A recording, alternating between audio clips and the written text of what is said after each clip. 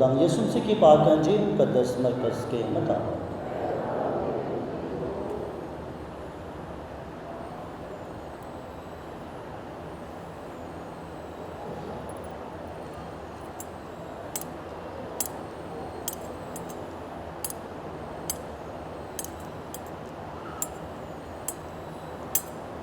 اس کے 10ویں باب کی ہم دوسری آیت مقدسہ سے سنیں گے۔ ایک دن بعض فریسی یسوع کے پاس آئے اور اسے آزمانے کے لیے اس سے پوچھا کہ کیا یہ روا ہے کہ مرد اپنی بیوی کو چھوڑ دے؟ اس نے جواب میں ان سے کہا کہ موسیٰ نے تمہیں کیا حکم دیا ہے؟ انہوں نے کہا کہ موسیٰ نے اجازت دی ہے کہ طلاق نامہ لکھ کر چھوڑ دے۔ پر یسوع نے ان سے کہا کہ اس نے تمہاری سخت دلی کے سبب سے تمہارے لیے یہ حکم لکھا تھا، لیکن تکوین کی ابتدا سے خدا نے انہیں نر و ناری بنایا، اس واسطے مرد اپنے باپ اور اپنی ماں کو چھوڑے گا اور اپنی بیوی سے ملا رہے گا، اور وہ دونوں ایک تن ہوں گے۔ سو وہ اب دو نہیں بلکہ ایک تن ہے۔ بس جسے خدا نے جوڑا ہے اسے انسان جدا نہ کرے۔ اور گھر میں اس کے شاگردوں نے پھر اس سے اس بات کی بابت پوچھا، اور اس نے ان سے کہا جو کوئی اپنی بیوی کو چھوڑ دے اور دوسری سے بیاہ کرے تو وہ اس کے خلاف زنا کرتا ہے، اور اگر بیوی اپنے شوہر کو چھوڑ دے اور دوسرے سے بیاہ کرے تو زنا کرتی ہے۔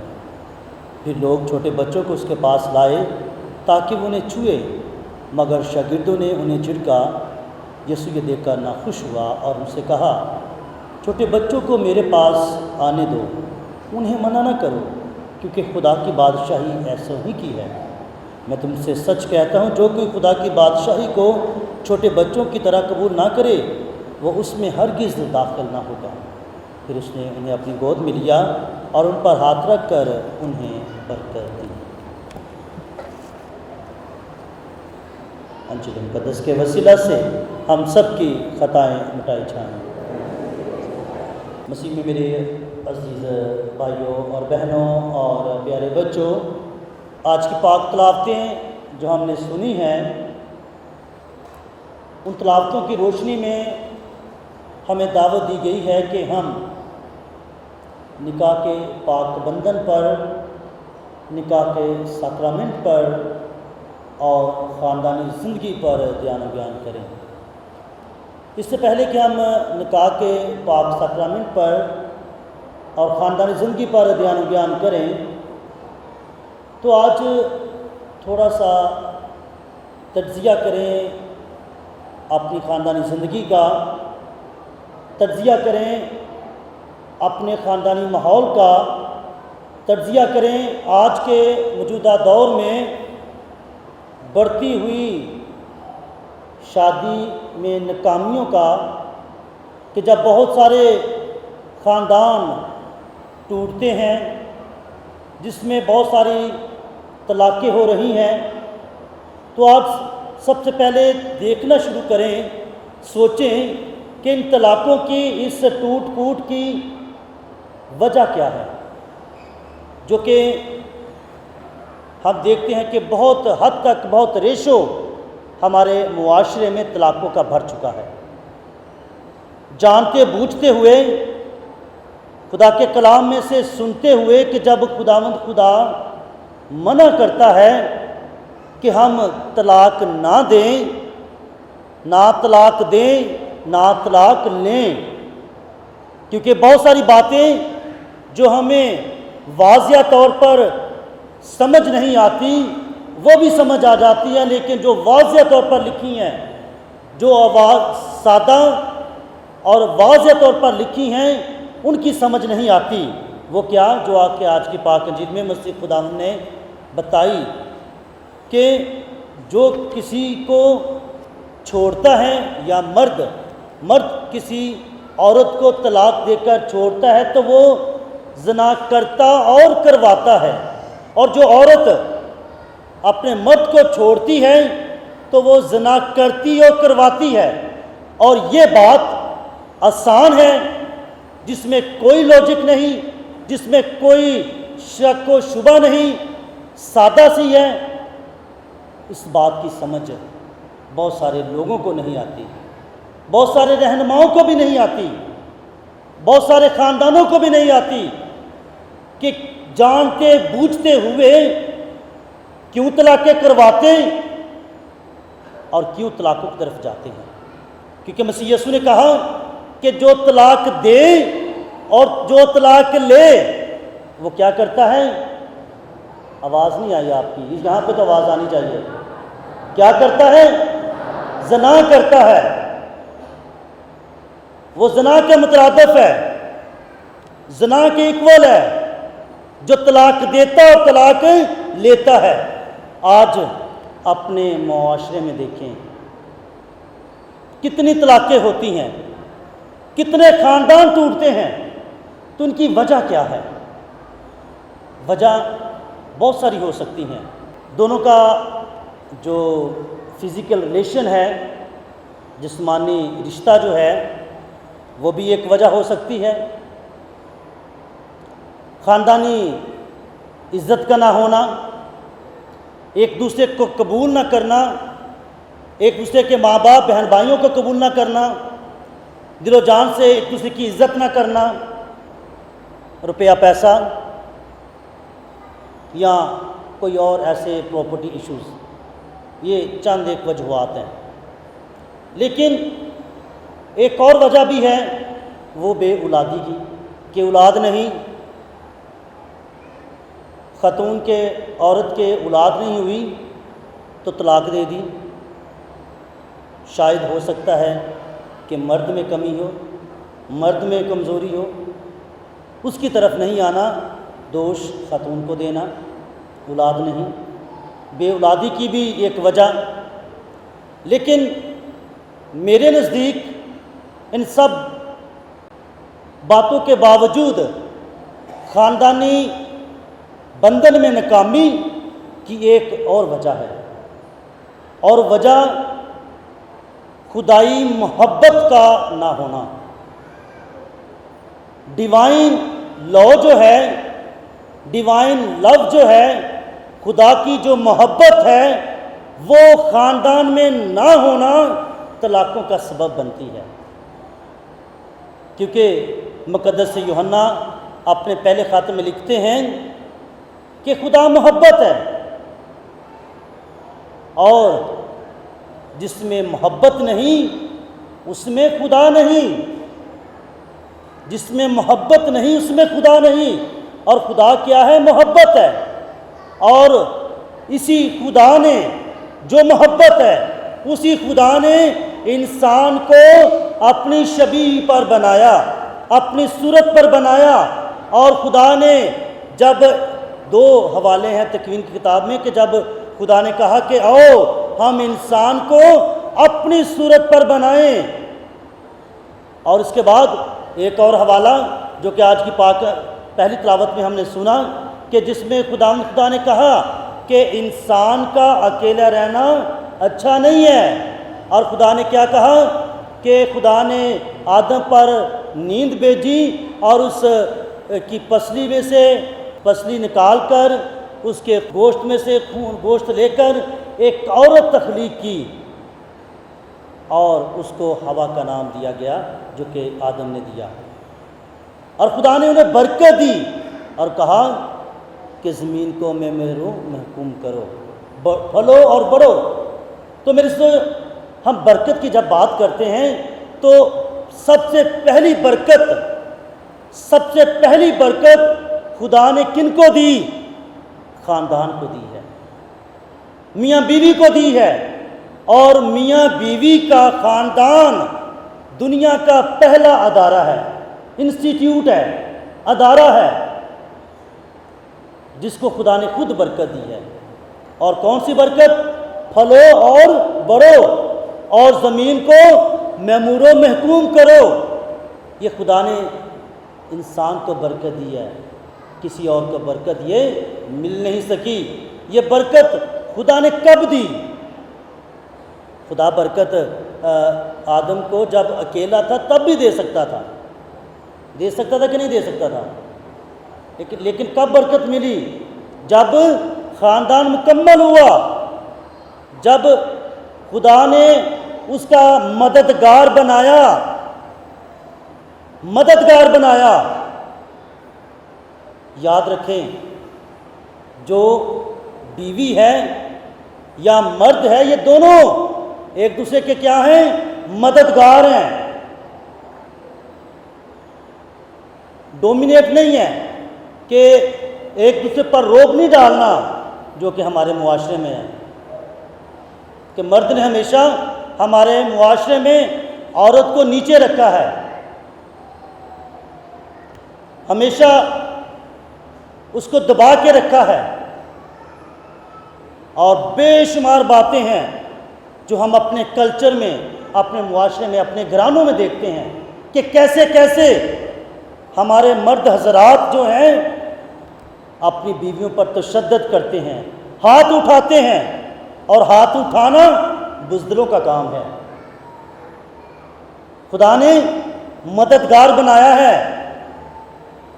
نہ کہ ظالم، نہ کہ تشدد والے۔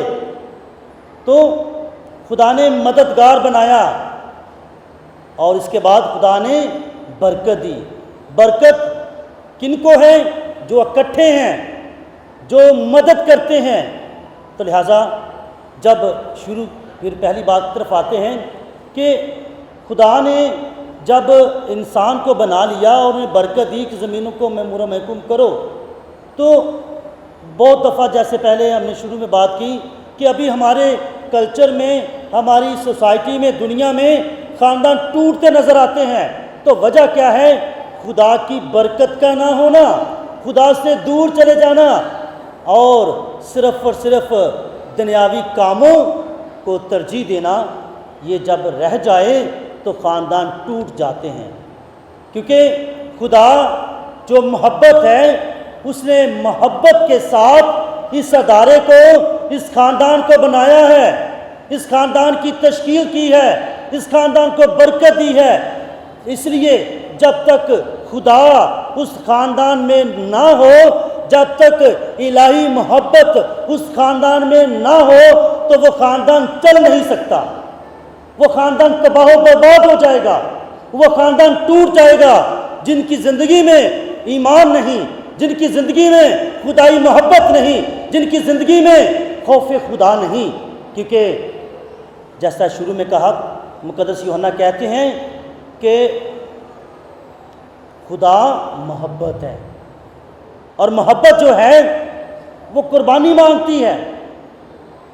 محبت صرف احساس نہیں ہے، فیلنگز نہیں ہے جیسا کہ آج کے دور میں ہے۔ محبت صرف جذبات نہیں ہے، بلکہ محبت کیا ہے؟ قربانی ہے۔ محبت قربانی مانگتی ہے، اور قربانی میں اپنا آپ مارنا پڑتا ہے، اپنے آپ کو قربان کرنا پڑتا ہے، اپنے آپ کو توڑنا پڑتا ہے، اپنے اندر برداشت لے کر آنا پڑتی ہے۔ اگر خاندانی زندگی کا مقصد صرف بچے پیدا کرنا ہوتا تو پھر ابراہیم سارہ کو کب کا چھوڑ چکا ہوتا۔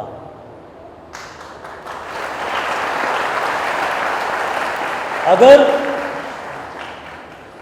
خاندان کا صرف اور صرف مقصد فزیکل ریلیشن ہوتا، جسمانی تعلق ہوتا، یا صرف بچوں کی پیدائش کا ہوتا، تو ابراہیم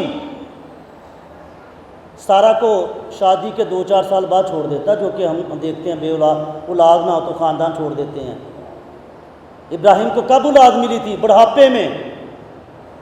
جوانی میں شادی ہوئی، اولاد نہیں ہوئی تو اس نے بیوی کو نہیں چھوڑا۔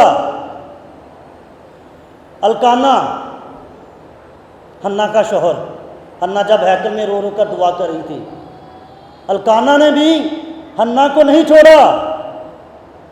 زکریا جو الصبات کا شوہر ہے، اس نے بھی اپنی بیوی کو بے اولادی کی وجہ سے نہیں چھوڑا۔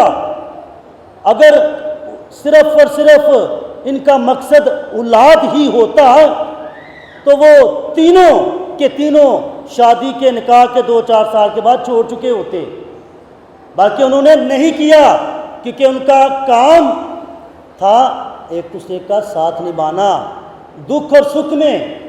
خدا کو انہوں نے اپنی زندگی میں ترجیح دی، انہوں نے اپنی امید کو قائم رکھا، امید کو قائم رکھا کہ خدا دے گا، اور خدا نے ضرور دیا۔ خدا نے وعدہ کیا تھا ابراہیم سے کہ میں تیری اولاد کو ریت کے ذروں کی مانند کر دوں گا۔ وہ بوڑھا تھا، بڑھاپے میں تھا، اور خدا نے اپنا وعدہ پورا کیا، جو آج تک ہے، کیونکہ ہم بھی اسی کی اولاد میں سے ہیں۔ ہم بھی ابراہیمی جو مذہب سے تعلق رکھتے ہیں، 3 ہیں: یہودیت، مسیحیت اور اسلام۔ یہ تینوں حضرت ابراہیم پر ایمان رکھتے ہیں، تو ہم بھی اسی کی نسل سے ہیں۔ ہم بھی اگر دنیا میں دیکھیں کہ تو ریت کے ذروں کی مانند ہے۔ ہم میں سے بھی ہر ایک کا کردار اور حصہ ایک ریت کے ذرے کی مانند ہے۔ لہٰذا میرے عزیزو، یہ چیزیں ہیں کہ جو ہمیں خدا کی طرف لے کر آتی ہیں۔ جب خدائی محبت نہ ہو تو پھر رشتے ٹوٹ جاتے ہیں۔ جب خدا کی محبت نہ ہو تو رشتے ٹوٹ جاتے ہیں، کیونکہ بار بار وہی بات میں کہتا ہوں کہ رشتے جو ہیں، خاندان جو ہیں، نکاح جو ہے، وہ 2 خاندانوں کا ملاپ ہے، 2 زندگیوں کا ملاپ ہے، جس میں ایک دوسرے کے دکھ اور سکھ میں شامل ہونا لازمی ہے۔ نکاح کے وقت جب خدا کے گھر میں آ کر کلام مقدس پر ہاتھ رکھ کر دونوں لڑکا اور لڑکی عہد باندھتے ہیں کہ ہم دکھ اور سکھ میں، بیماری اور تندرستی میں، بلکہ زندگی کی ہر حالت میں کیا رہیں گے؟ وفادار رہیں گے، تو پھر کیوں اس نکاح کے عہد کو توڑ دیا جاتا ہے؟ پھر کیوں چھوٹی چھوٹی مشکلات، پریشانیاں آتی ہیں تو کیوں خاندانوں کو چھوڑ دیا جاتا ہے؟ تو پھر یقین رکھیں، مانیں کہ خدا کے کلام پر رکھے گئے ہاتھ کی بے حرمتی کرتے ہیں، اس وعدے سے ہم مکر جاتے ہیں، تو پھر برکتیں کہاں سے آئیں گی؟ پھر برکات کہاں سے آئیں گی؟ پھر سلامتی کہاں سے آئے گی؟ جب ہم خدا کے کلام پر ہاتھ رکھ کر جو کیا گیا وعدہ تھا، عہد تھا، اس کی پاسداری نہیں کرتے، اس کو توڑ ڈالتے ہیں، تو پھر وفاداری، سلامتی اور برکت کہاں سے آئے گی؟ چند دن کی بات ہے، صبح کا ٹائم تھا، اور ایک خاتون جس کا تعلق ہماری پیرش میں سے نہیں تھا، کسی دوسرے علاقے میں سے آئی، تو میں کہیں جا رہا تھا ایک میٹنگ کے لیے، تو ملاقات ہوئی۔ اس کے پاس 2 بچے تھے، دونوں بیٹیاں تھیں، ایک تقریباً 2 سے 3 ماہ کی تھی اور ایک تقریباً 3 سے 4 سال کی تھی۔ اور وہ آئی، اور ایک نوجوان عورت تھی، پڑھی لکھی تھی، تو اس نے کہا کہ فادر جی، میں آج کا دن اس چرچ میں گزارنا چاہتی ہوں، چرچ میں رہنا چاہتی ہوں۔ کیوں؟ کیونکہ میں آج اپنے گھر اپنے شوہر کے پاس نہیں جانا چاہتی۔ پوچھا گیا، بہن کیوں نہیں جانا چاہتی؟ چلیں، چرچ سب کے لیے کھلا ہے، تو آپ سارا دن تو نہیں لیکن کچھ دیر کے لیے بیٹھیں، تو آپ دعا کریں، کوئی بات نہیں، آپ معاف کریں کوئی۔ کہتی نہیں جی، میں نے اپنے اس گھر میں جانا ہی نہیں ہے۔ پوچھا گیا کہ کوئی آپ کو گھر میں راشن نہیں ہے، روپے پیسے نہیں ہیں، خوراک نہیں ہے، کس وجہ سے نہیں جانا چاہتی؟ کہتی خدا کا شکر ہے کہ ہمارے پاس کم سے کم 3 گاڑیاں ہیں، میرے شوہر کے پاس اچھی ہیوی بائکس ہیں کیونکہ اسے شوق ہے، گھر ہمارے پاس ایک بحریہ ٹاؤن میں ہے، ایک کسی اور سوسائٹی میں ہے، اور ہسبینڈ بھی جو ہے کسی بڑی پوسٹ پہ ہے، کسی جگہ پر مینیجر ہے، اور وہ خود بھی کہتے کہ میں نے ماسٹرز کیا ہوا ہے، تو میرا خاندان بھی اچھا خاصا کھاتا پیتا ہے، لیکن میں اپنے شوہر کے پاس نہیں جانا چاہتی، کیونکہ ہماری شادی تو ایک تو لو میرج ہے، کوئی 6 سال ہو گئے ہیں شادی کو، لیکن اب میں اس کے ساتھ نہیں رہنا چاہتی۔ وجہ کیا ہے؟ وجہ اس نے بتائی، پھر اس کو کہا کہ چلے آپ دعا کریں، کوئی بات نہیں، دعا کریں، خدا اچھا کرے گا، لیکن آپ اپنے گھر جاؤ۔ وہ کہتی کہ اگر آپ مجھے زیادہ مجبور کرو گے تو میں باہر جا کر خودکشی کر لوں گی۔ چلیں اس کو چرچ میں بیٹھنے کے لیے کہا گیا، میں اپنی میٹنگ کے لیے چلا گیا، کوئی سے 3 بجے میں واپس آیا اور میں بھی اپنے کام میں لگ گیا، کیونکہ جانے سے پہلے اپنے کک کو ہم نے کہا کہ بچوں کو کھانا کھلانا، دودھ وغیرہ جو چاہیے پلیز اس کو دینا، اور انہوں نے دیا۔ دوپہر کا انہوں نے کھانا بھی کھلایا، صبح کا ناشتہ بھی کروایا۔ تو پھر کیا ہوا کہ میں بھی آ کے اپنے کام میں لگ گیا۔ تو ان دنوں مریا آباد کے کوائر کی پریکٹس تھی، تو پریکٹس دینے کے لیے میں آیا تو میں نے دیکھا کہ وہ باجی ابھی تک چرچ میں بیٹھی ہے۔ تو پھر اس کو میں نے پوچھا، باجی آپ آپ ابھی تک گھر کیوں نہیں گئے؟ جاؤ، آپ کے گھر والے پریشان ہوں گے، کیونکہ جب کوئی ایسے اچانک گھر سے غائب ہو جائے تو پھر گھر سے جو گھر والے ہیں، بہن بھائی جو ہیں، چاہے ناراض بھی ہوں، وہ ڈھونڈتے ہیں۔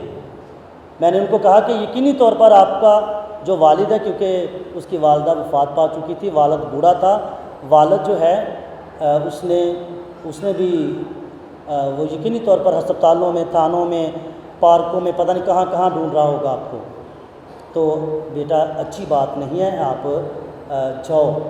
اس نے کہا نہیں، بہت منت سماجت کی، یقینی طور پر یقین مانی کہ میں نے خود اس کے آگے ہاتھ جوڑے کہ باجی مجھے کسی نہ کسی کا نمبر تو بتاؤ، اپنے گھر کا ایڈریس ہی دے دو تاکہ ہم رابطہ کریں، تاکہ آپ کے والدین، یقینی طور پر آپ کا ہسبینڈ، چاہے وہ اچھا ہے چاہے نہیں اچھا، یقینی طور پر ان بچیوں کی وجہ سے پریشان ہوگا۔ پھر منت سماجت کرنے کے بعد اس نے اپنے والد کا نمبر دیا۔ تو جب میں نے اپنے ہی فون سے ان کا نمبر ڈائل کیا، یقین مانیں کہ اس کے باپ کو جب بتایا کہ آپ کی بیٹی یہاں پر ہے، تو یقین مانیں کہ اس کی آواز سن کر، اس کے رونے کی آواز سن کر میری آنکھوں میں خود آنسو آ گئے کہ والدین جب کس حالت میں ہوتے ہیں جب ہم گھر سے بھاگ جاتے ہیں، پریشان ہو جاتے ہیں۔ تو بلایا، وہ آئے، ساتھ اس کا شوہر بھی آ گیا، کچھ 25-30 لوگ اور بھی آ گئے۔ جس نے سنا کہ وہ یہاں پر ہے، چرچ میں ہے، تو سارے بھاگ کے آئے۔ بٹھایا گیا، پوچھا گیا، کیونکہ ظاہری بات تھی کہ اب ہمارے پاس یہ بات ہی، ہم نے ابھی کسی بات کی وجہ سے اس کو بھیجنا تھا۔ پوچھا گیا کیا وجہ ہے، اور اس بیوی نے، اس عورت نے ان سب کے سامنے کہا کہ ہمارے پاس سب کچھ ہے، ہم ہر مہینے کسی ملک کے دوسرے حصے میں آؤٹنگ کے لیے جاتے ہیں، ہمارے پاس گھر بھی ہے، گاڑی الگ ہے، ڈرائیور الگ ہے، روپیہ پیسہ ہے، سب کچھ ہے، لیکن یہ شخص ایک تو دعا نہیں کرتا اور دوسرا آ کر ہمیشہ موبائل میں کھویا رہتا ہے۔ 2 وجوہات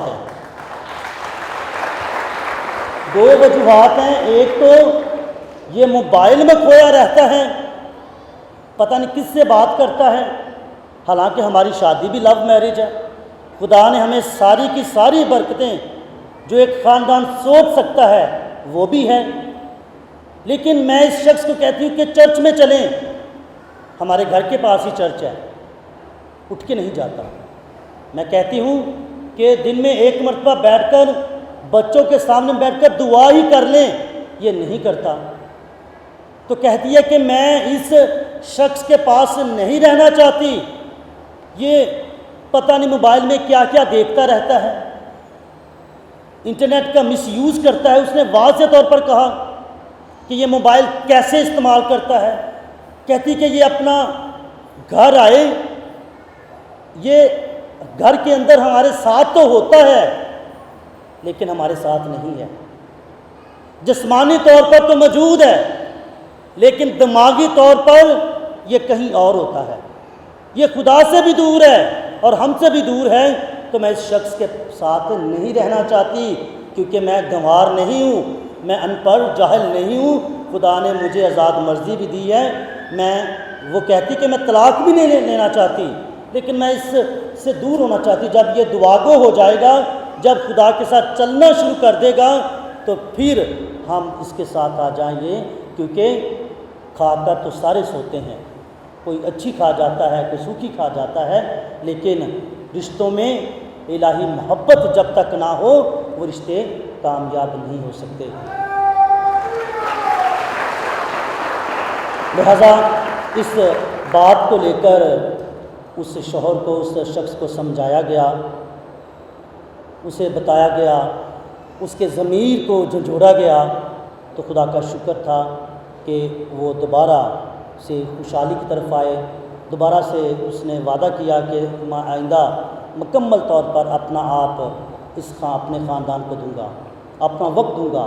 تو آج سب سے بڑھ کر ایک وجہ جو ہے جدید میڈیا کی بھی ہے۔ جدید میڈیا جو ہے، موبائل ہے، انٹرنیٹ ہے، واٹس ایپ ہے، یہ ساری سوشل میڈیا جو ہے، یہ بھی خاندانی ٹوٹنے کا سبب ہے، بچوں میں محبت کے نہ ہونے کا سبب ہے۔ پچھلے دنوں میں کہیں پر گیا ہوا تھا، وہاں پر کچھ مذہبی رہنما تھے، وہ بھی بات کر رہے تھے کہ آج کا جو دور ہے وہ پتہ نہیں کیا ہو گیا کہ خاندان ایک دوسرے کے ساتھ نہیں ہیں۔ ان کی وجوہات کیا ہیں؟ ان سب کی وجہ موبائل ہی ہے، جتنا میں جانتا ہوں۔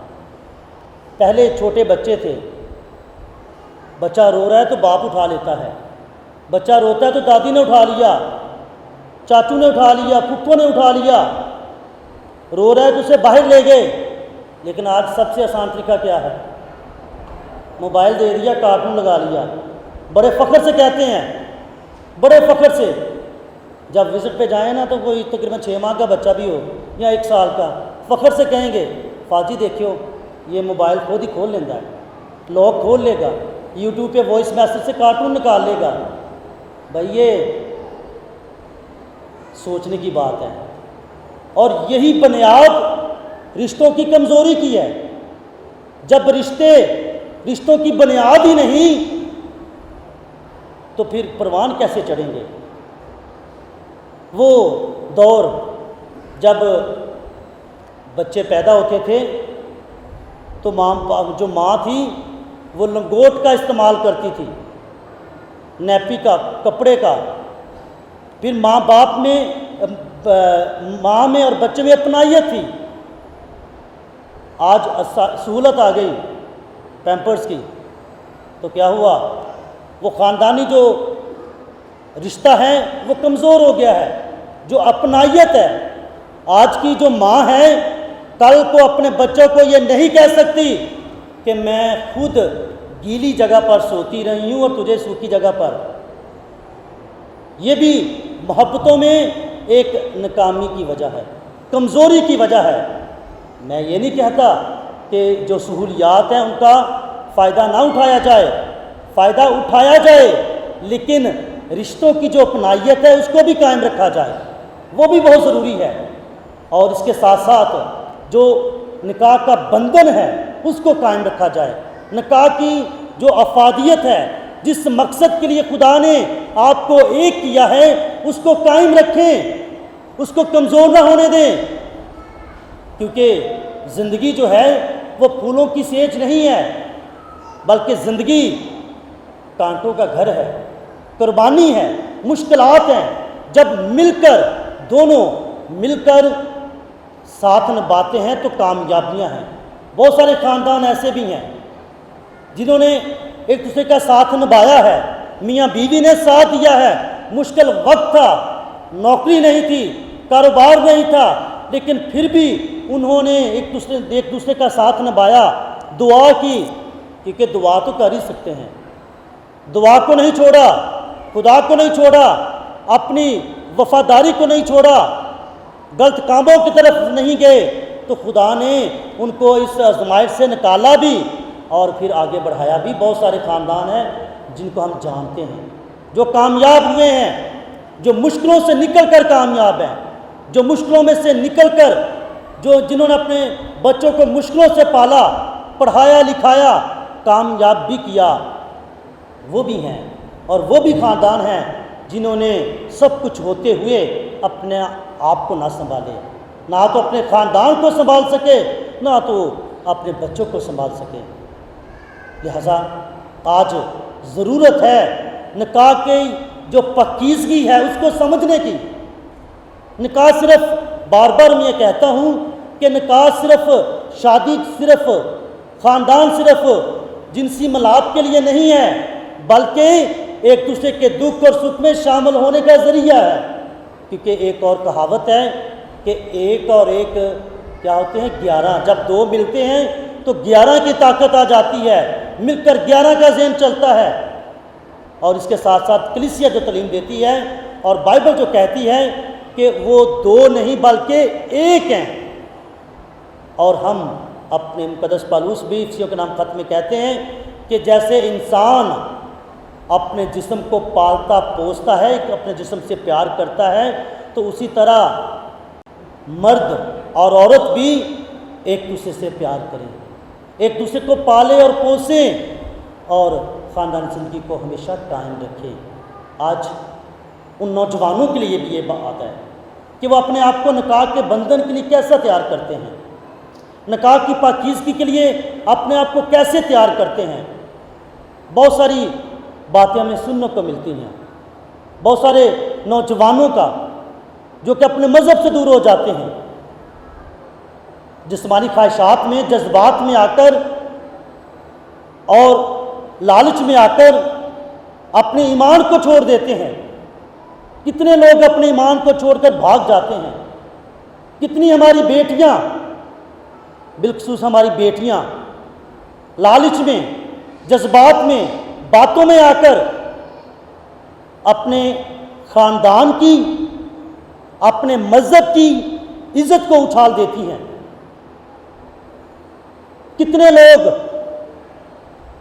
اپنے گھر کا خیال رکھتے ہیں، کتنے لوگ، کتنے ماں باپ اپنے بچوں سے پوچھتے ہیں کہ تو رات بھر کہاں رہا، رات بھر جاگتا کیوں رہا، کن کے ساتھ تھا۔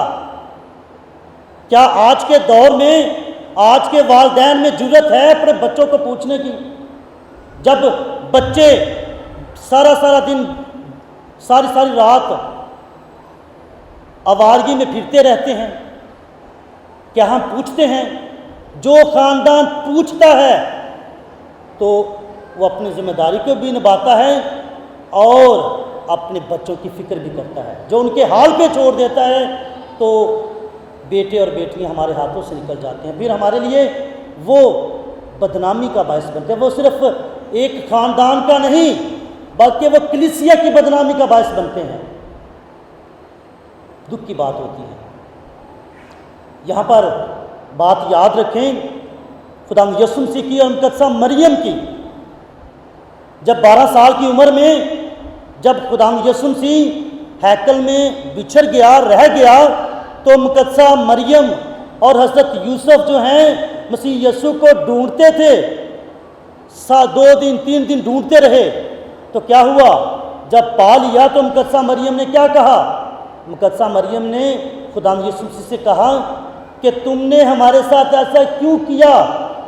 ہم تمہیں، میں اور تیرا باپ کڑتے ہوئے تجھے ڈھونڈتے تھے، دل ہی دل میں کڑ رہے تھے، پتہ نہیں کتنے رہ گیا، چنگا بلا ساڈے نال سی، شاید جیسے ہم بچہ نہ ملے یا کوئی نہ ملے، شاید تھوڑی سی زبان بھی دوسری استعمال کر کے کہتے پتہ نہیں کتنے رہ گیا ہے۔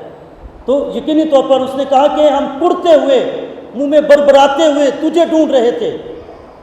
تو آج ہمیں والدین کو یہ پوچھنے کی ضرورت ہے۔ مقدسہ مریم نے پوچھا، وہ جانتی تھی، وہ اس کے پلان، خدا کے منصوبے کو بھی جانتی تھی کہ کیا ہونے والا ہے، لیکن اسے یہ بھی پتہ تھا یہ کیسا ہے، یہ دنیا کا نجات دہندہ بھی ہے، وہ سب کچھ جانتی تھی، لیکن پھر بھی ماں ہوتے ہوئے اس نے اپنی ذمہ داری کو نبھایا اور پوچھا کہ تو نے کیوں کیا اور تو کہاں تھا۔ آج ضرورت ہے ماں باپ کو، بڑے بہن بھائیوں کو، آج ضرورت ہے ایک دوسرے کو پوچھنے کی کہ ہم کہاں پر ہیں، ہم کیوں گھر پہ ٹائم پہ نہیں آئے، کیوں ٹائم پہ نہیں اٹھتے، کیوں ٹائم پہ نہیں سوتے، اس کے ساتھ کیوں گھومتے ہو۔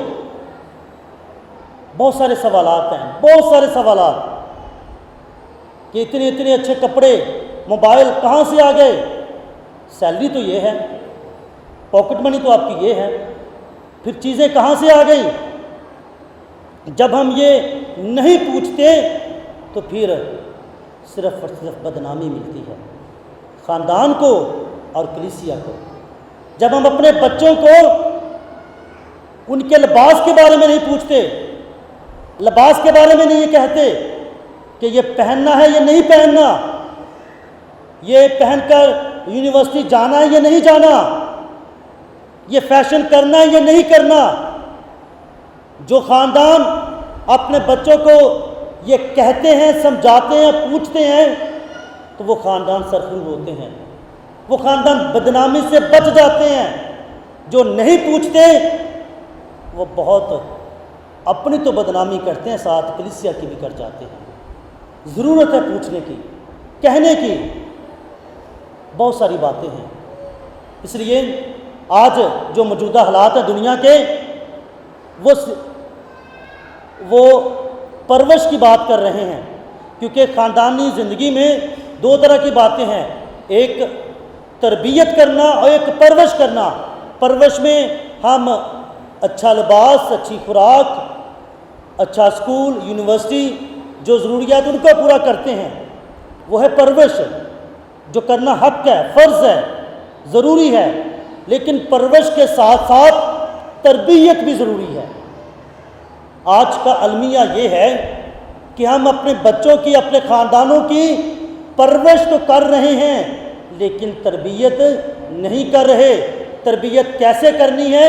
جب ہم ان کو پوچھیں گے، جب ان کے ساتھ رہیں گے، جب ان کے درمیان بیٹھیں گے، جب ہاتھ پکڑ کر ان کو چرچ میں لے کر آئیں گے، جب ان کے ساتھ بیٹھ کر کلام خدا کو کھولیں گے، پڑھیں گے، ان کو اچھائی اور برائی کا بتائیں گے، جب اپنے خونی رشتوں کے بارے میں بتائیں گے کہ یہ تمہارا چچا ہے، یہ تمہاری چچی ہے، یہ تایا ہے، یہ تائی ہے، یہ پھپھو ہے، یہ پھپھا ہے، خالہ ہے، یہ رشتوں کے بارے میں بتائیں گے۔ ہم نے تو آسان سا لفظ سیکھ لیا کہ یہ تمہارا کزن ہے، سبھی کزن ہیں۔ بہت سارے کزن ہم یہاں پر بھی ہمیں ملنے کو ملتے ہیں عبادت کے بعد کہ کون ہے یہ؟ جی میرا کزن ہے۔ کون سا کزن ہے؟ چاچا کا بیٹا یا چاچی کی بیٹی؟ ایسے نہیں جی، یہ میرے دور کا رشتہ دار کزن ہے۔ بھائی ایسے کزنوں کو ہم یہاں پر نہیں دیکھتے، اس پہ ہم سخت ہیں۔ ایسے کزنوں کو ڈھونڈنے کی ضرورت ہے اور کہنے کی ضرورت ہے کہ نہیں، رشتے جو ہیں وہی ہیں۔ مہربانی سے اپنے بچوں پر ہم توجہ دیں اور تربیت کریں۔ پرورش تو ہم نے کرنی ہے، کھلانا تو ہم نے ہے ہی ہے، اسکول میں کپڑا جو ہے ہم نے پہنانا تو ہے، اسکول بھیجنا تو ہے، لیکن ساتھ ہم نے تربیت بھی کرنی ہے۔ اگر تربیت نہیں کریں گے تو پھر ذمہ داری ہماری ہے، ہم سے پوچھا جائے گا، پھر خدا ہم سے پوچھے گا کہ میں نے تو تمہیں اولاد دے دی، تم نے کیسے اس کی تربیت کی، کیسے اس کی پرورش کی۔ آج کا المیہ یہی ہے۔ خدا سے دعا ہے کہ خداوند ہمیں، ہمارے خاندانوں کو اپنی پناہ میں رکھے اور نکاح کے وعدوں کی پاسداری کرنا سکھائے، تاکہ ہمارے نوجوان بیٹے اور بیٹیاں خاص طور پر اپنے نکاح کے پاکیزگی کو، وفاداری کو سیکھ سکیں، ہمیشہ زندگی کی ہر حالت میں ایک دوسرے کے وفادار تابع دار رہ سکیں اور ہمیشہ دکھ اور سکھ میں ایک دوسرے کو قبول کرتے رہیں، تاکہ خدا کی محبت کا تجربہ اپنے خاندان میں کرتے رہیں۔ مسیح ہمارے خداوند کے حصے